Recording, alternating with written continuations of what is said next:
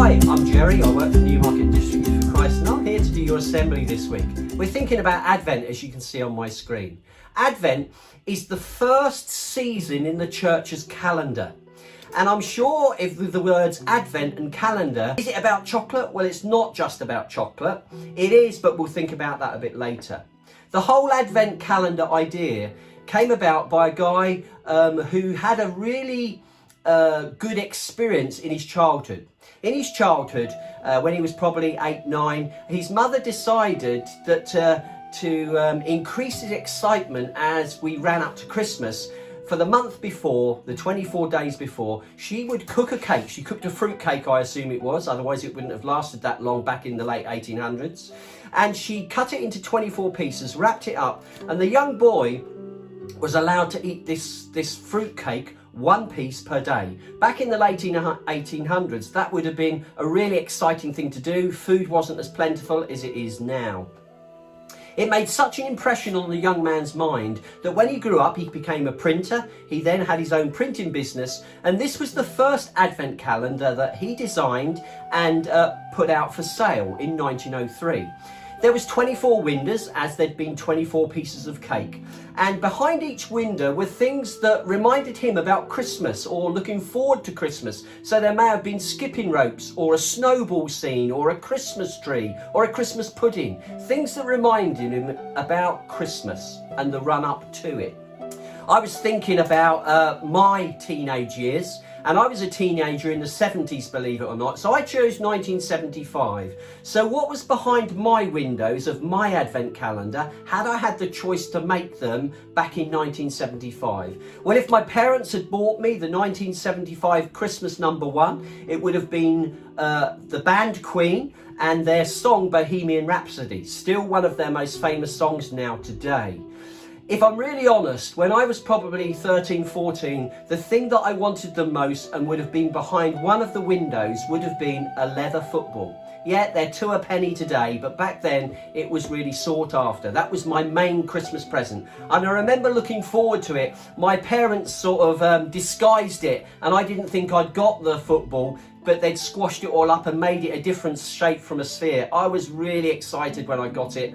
And for the next couple of years, I brought it into secondary school, and me and my friends had fantastic times of playing football in break time and lunchtime. They're great memories. The pain was carrying the ball around with me and sometimes walking around when it was wet with mud all on your shoes and your trousers.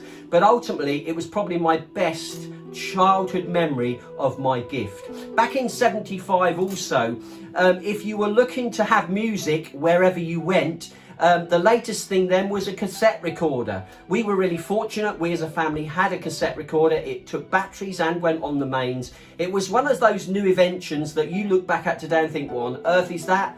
But back in 75, as my teenage years, that was cutting edge. What might you be looking forward to? What might be behind your windows? The Advent calendar of your hopes for Christmas? Well, I've just got a few things that they might be. It might be, I hope to get a tablet or a pad, an iPad. What's best? What's best for me? What's best for my parents' finances? It might be a Bluetooth beatbox. This actual picture was beside a swimming pool where you can have great sound wherever you are, outside, inside, at the instant touch of a button. It could be, rather than an iPad or a tablet, it could be an iPhone or a Samsung. Again, what is the best quality? What's the most affordable? How can I upgrade from what I've got now? And then a little bit simpler perhaps and less costly, a pair of hair straighteners. Believe it or not, they didn't have these in 1975 that I'm aware of. But nowadays they're used for both guys and girls. Perhaps that's on your list. Or if you're perhaps into the Xbox or the PS4, perhaps you're looking for one of those items, or FIFA 21. It's about to come out. Perhaps you're looking forward to that. And then finally, it might be the new Nintendo Switch. Perhaps that's behind one of your calendar windows. However, as we think about this, we thought about chocolate. Well, chocolate advent calendars didn't come into mainstream production until 1993, but that's 27 years ago, before any of you were born. We're going to watch a media clip of a young lady who has an advent calendar and what it motivates her to do.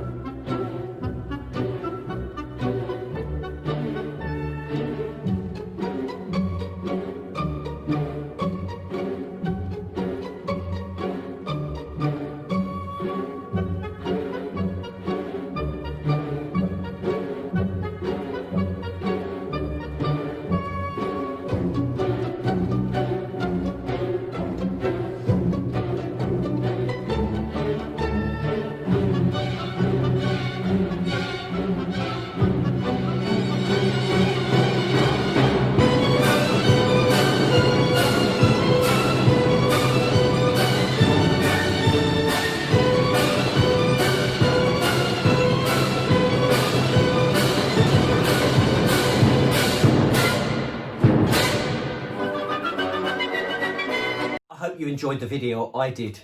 I wonder if you can relate to that young lady. The sense of how sometimes we can lie to ourselves and say, oh, like, I'll eat 2 today and I won't eat 1 tomorrow. And before you know it, with temptation, we can behave and do things that we perhaps might not do.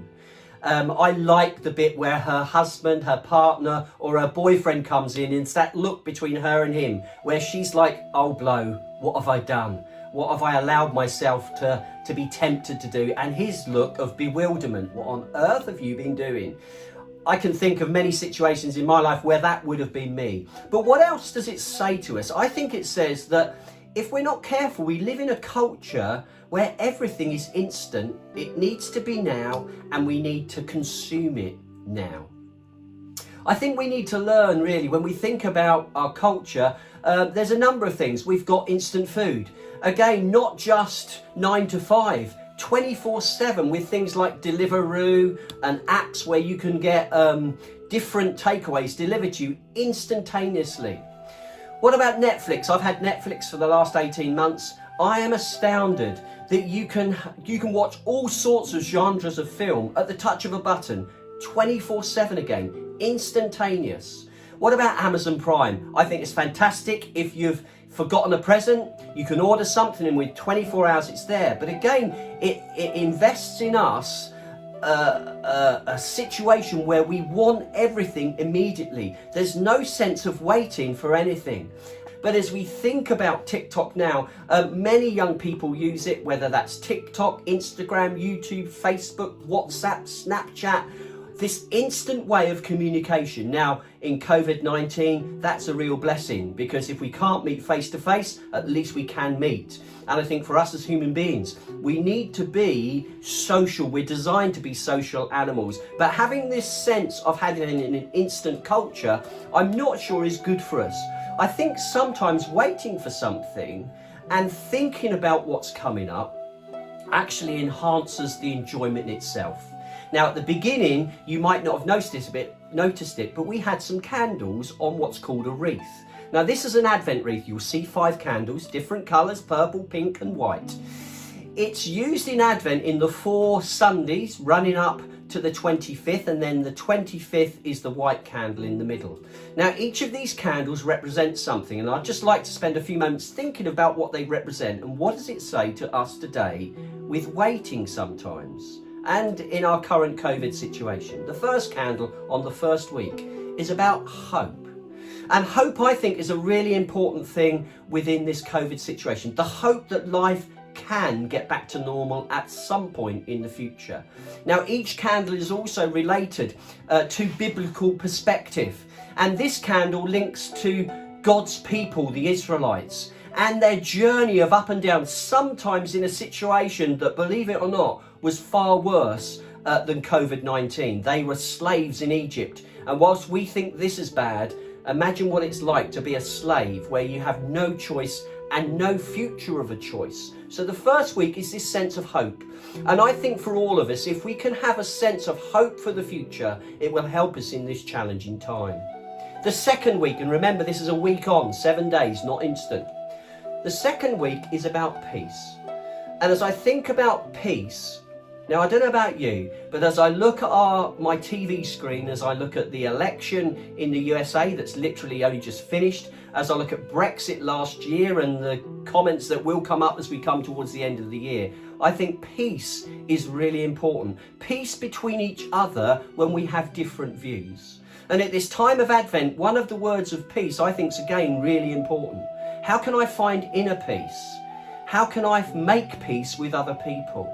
The third week is love. Now, love, when I was your age, anybody started talking about love, I'd think about romance, about sex and that kind of thing. But love is a far more encompassing word.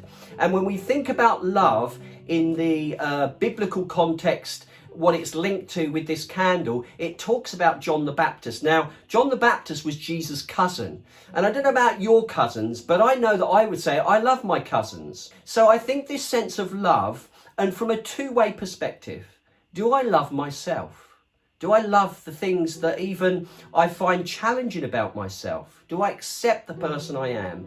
And do I love other people? and accept them for who they are. One of Jesus' most famous comments is love one another. The fourth week is joy. And joy is linked to this idea of Mary and the joy of expecting a baby. So I think joy and having things to look forward to is really important. So one of my challenges to you, instead of looking at the negatives in life, which I think we often do, find something to be joyful about every day. And then finally, the fifth candle, the white one in the middle, is lit on Christmas Day.